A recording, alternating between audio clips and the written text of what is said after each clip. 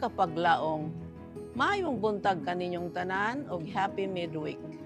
Ang atong teksto makita sa ikaduhang Timoteo 2:15. Paningkamuti pag-ayo ang pagpakita sa imong kaugalingon sa atubangan sa Dios, ingon nga iyang nahimutan. Usa ka magtatrabaho nga dili kinahanglan magakaulaw nga sa hustong paagi magapanudlo sa pulong sa kamaturan.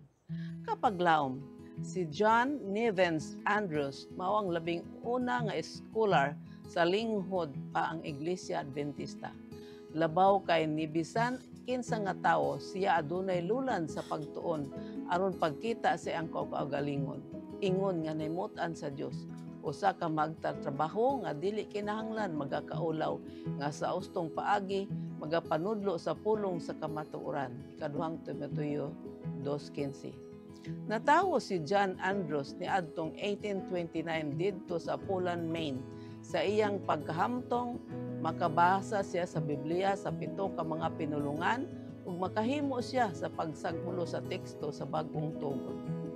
Siya nagkinabuhi sa pagkakaton hangtod sa wala nga panahon niya nga kamatayon ni adtong 1883. Sa usa ka okasyon, ang 15 anyos nga si John Nivens Andrews nakabasa og mensahe mahitungod sa igpapahulay sa ikapitong adlaw sa diha nga ang usa ka kopya sa sinulat ni T.M. Preble miabot sa iyang kamot ni adtong 1845.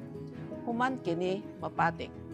Siya uban sa daghang mga batan-on nagkasabot sa pagbantay sa pinasahi nga adlaw sa Dios bisan pa ang ilang ginikanan wala pa mahibalo mahitungod sa igpagpahulay.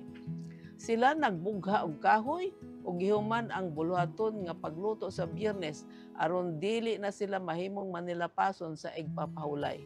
Ulahin na nakahibalo ang ilang mga ginikanan sa ilang bag-ong pagtuo.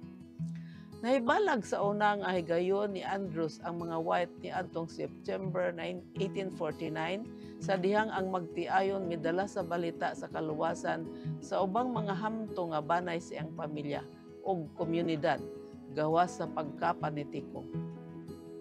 Ni adtong puntuha sa iyang nakita ang makalibog nga epekto sa ilang mga pagtulunan, si John nakaingon, akong ibaylo ang usa ka libo ka mga sayop alang sa usa ka kamaturan. Niadtong 1850 nagsugod si John pagbiyahe ingon nga usa ka sa bataryan nga ministro sa New England. Apan sulod sa 5 ka tuig naguol pag-ayo siya tungod sa iyang grabe nga pagtuon ug bugat nga programa sa pagpanulat ug wali sa publiko. Sa dihang nabad-an na siya og tingog ug nadaot ang iyang pananaw, miadto siya sa Waukon, Iowa aron motrabaho sa uma sa iya nga mga ginikanan samtang nagpahiuli siya sa iyang panglawas. Apan bisan sa iyang kahimtang dili gayud siya makalikay gikan sa mga libro. Sa 1861, iya nga gipatik ang History of the Sabbath and First Day of the Week. Si John Andrews nahimo nga ikatulo nga presidente sa General Conference ni adtong 1869. Sa hamubo nga panahon, nahimo siya nga editor sa Review and Herald. Dayon sa 1874, siya miadto sa Europa ingon nga unang opisyal nga misyonero alang sa denominasyon ngadto sa langyaw nga dapit. Nianang panahon na nagsulat si Ellen White nga ilang gipadala ang pinakalabing takos nga tawo sa atong mga sakop.